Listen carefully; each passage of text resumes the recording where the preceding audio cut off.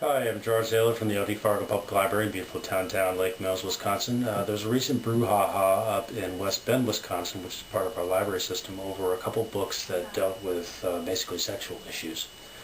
That's usually the things that get complained about when a book is challenged or attempted to be banned. It's something to do with religion or sexuality, or most often those two are intertwined. We own two of those books, though. One of them is Geography Club.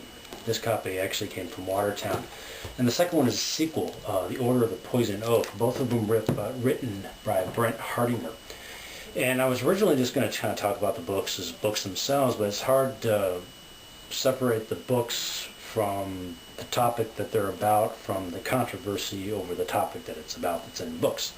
And so I called up Brent Hartinger about 30 minutes ago, and I had a really good conversation with him and interview with him that didn't record on the camera,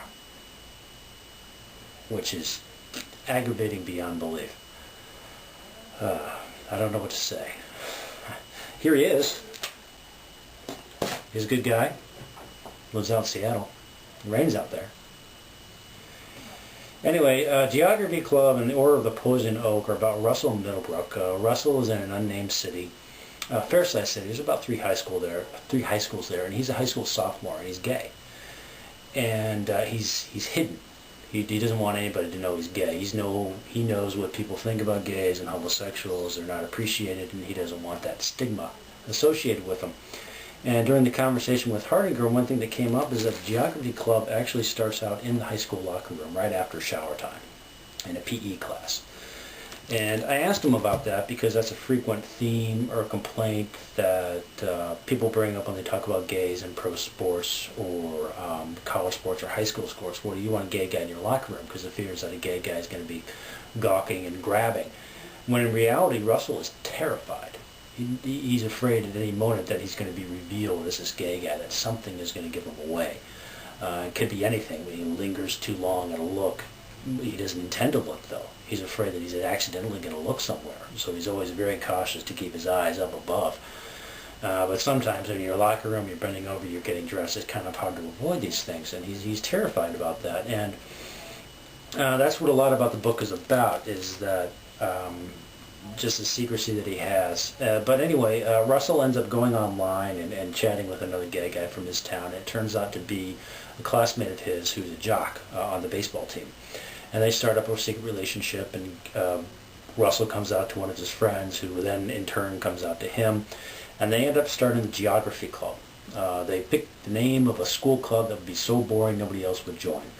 And instead they use it as an opportunity to meet together as the only gay kids who they know within the school. There's about 5 kids, where they can come together and talk and be themselves, truly be themselves. And the novel goes on from there. Russell gets revealed in a different way as being gay. I think 1 or 2 other people come out, and his boyfriend essentially refuses to do so and turns on Russ and calls him a fag and queer and piles on the abuse with all the other kids. But Russell is eternally optimistic. He's an innocent kid, and he's a really good kid. He's self-deprecating. He's got a good sense of humor. He has tremendous loyalty towards his friends. Even though he really ticks his friends off at times and kind of alienates them, he's always loyal to them and loving to them. And he continues in Order of the Poison Oak. This happens at the end of his sophomore year, and he's become an outsider, truly an outsider. He's known as the gay kid. And he wants to go away and get away from that, and he's lucky because his friends get jobs as summer camp counselors. And he gets a job doing that too, and so he's able to spend the summer away from his town where he's known as this one guy. He kind of go and try to be himself, but at the same time when he's trying to be himself, he doesn't want to be known as the gay kid, and he ends up kind of hiding that away. Because he doesn't want to just be identified in that manner. But both of the books are really good, and when people complain about the gay portion of this, it's integral to the character. It's integral to what's going on. That's what he's dealing with throughout the novels. But as Hartinger was saying on the phone, people think gay, and then they think gay sexuality, and they think that at some point these two things are going to come together, and there's going to be all sorts of graphic sex in the novels and things like that. Whereas I keep mixing up. I'm seeing the author's name in the front. I keep also almost calling Russell Brent. But Russell is a pretty private kid. These books are all told from the first-person narrative by Russell.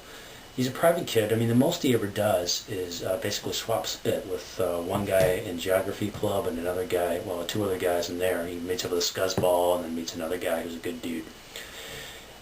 And, you know, other things going on there.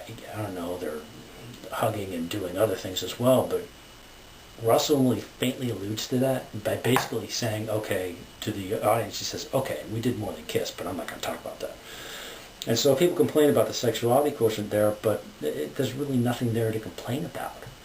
The most you can complain about is that it's encouraging people to get herpes by kissing. I mean, that doesn't make any sense either. So there's not really a lot of objectionable content. You know, one of the things that I think also comes into this is talking about teen sexuality, which is always kind of a hot button topic.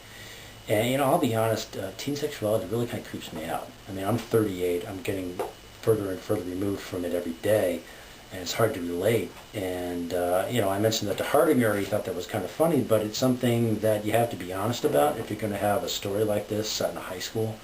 Because any kids, this is aimed at young adults, any kids, any teens who are reading this, if it's dealt with in an unrealistic way or just kind of bypassed entirely, it's not going to ring true. And sexuality, like Hartinger said, doesn't actually mean sex. It means relationships. It means emotional relationships, romantic relationships, and that's what Russell is going through. Like in geography club, he has this kind of hidden relationship with the jock guy. And he's really into this jock guy, and the jock guy is into him, but to reveal this to the world would be that's a deal buster right there. And in Order of the Poison Oak, Russell falls for another camp counselor who's a bit of a player. He's bisexual, and he's a bit of a scuzzball. At one time, he's hanging out with Russell, at the same time hanging out with Russell's best female friend. And it's about Russell basically kind of maturing through these different relationships and learning who he is and how to deal with other people. And he goes off from the scuzzball guy, and he meets another guy. He was also a camp counselor. As Russell says, it turns out to be a gay camp central is what it feels like. And he meets this other guy who's a good dude, and they get along pretty well. But that's two books, young adult books, Order of the Poison Oak, the second one, and Geography Club, the first one, both by Brent Hartinger. And there is a second one, Attack of the Soul-Sucking Brain Zombies, and Bride of the Soul-Sucking Brain Zombies, which is actually two books, one written from Russell's point of view, and other half written by Min, his best female friend. And I haven't read this one, just came in today. But they're both pretty good, and they're both interesting to think about, seeing from a perspective that I have no idea what the kid is dealing with as a gay teen in a high school. You know, high school is pretty rough as it is for a lot of people, and it's even worse for him. So really well written. I thought Russ is a bit of a lovey-dovey, mushy kid. He's kind of emotional. I think that's one thing I don't like about teen sexuality is everything kind of gets, you know, magnified and blown out of proportion. But my thanks to Brent Hartinger, who was not recorded. Sorry, Mr. Hartinger. Actually, I'm mispronouncing his name too. Man, that's a real kisser that didn't work out.